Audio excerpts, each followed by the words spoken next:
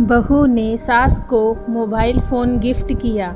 नए ज़माने की बहू ने अपनी सास को उसके जन्मदिन पर मोबाइल फ़ोन गिफ्ट किया, और वो भी स्मार्टफ़ोन। बहू ने सारे कामकाज छोड़कर पहली फुर्सत में सास के मोबाइल पर सारे नंबर सेव कर दिए और स्मार्टफ़ोन में व्हाट्सएप डाउनलोड कर दिया।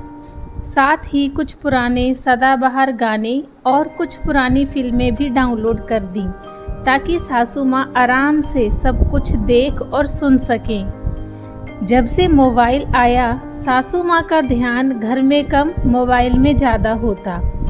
अब सासू माँ छुप छुप कर बेटा और बहू की बातें सुनने की जगह और बहू बेटे की जीवन में दखल देने की जगह मोबाइल फ़ोन के नोटिफिकेशन पर ध्यान रखती और अपने बोलने की सारी शक्ति अपनी सहेलियों और रिश्तेदारों से बात करने में ही खर्च कर देती, जिसके कारण बहू सासू माँ की रोज़ रोज़ की चिक चिक और तानों से बच गई। मोबाइल फ़ोन ने सासू माँ को इतना आकर्षित कर रखा था कि बहू रसोई में क्या पका रही है, बहू क्या पहन रही है, घर में क्या कर रही है, उस तरफ उसका ध्यान ही नहीं जाता था।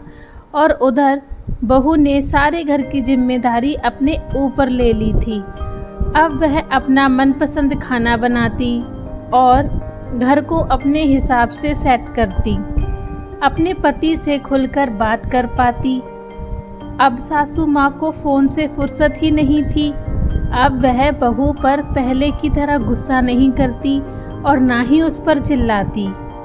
पहले तो सास के गुस्से के कारण बहू की अच्छी परेड हो जाती थी, लेकिन अब मिला बहू को आराम ही आराम, और हुई बहू की सारी परेशानी ख़त्म।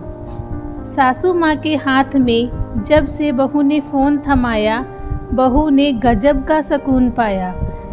आजकल सासू माँ का सारा ध्यान यूट्यूब पर शॉर्ट्स और रील्स देखने, नए नए ऐप्स को डाउनलोड करने और सीखने में ही होता है। बहू को पहले मनहूस करमजली कहने वाली सास अब बहू को बेटा बेटा कहकर पुकारती।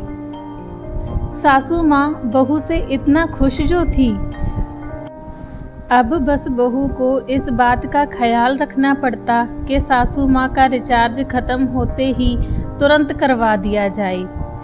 अब बहू फ़ोन को नियमित समय से चार्ज भी करती, ताकि सासू माँ का ध्यान फ़ोन से हटे नहीं और वह पहले वाली सासू माँ लौट कर आए नहीं।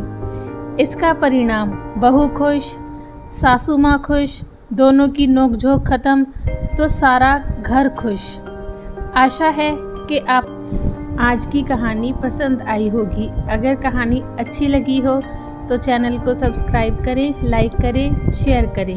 धन्यवाद।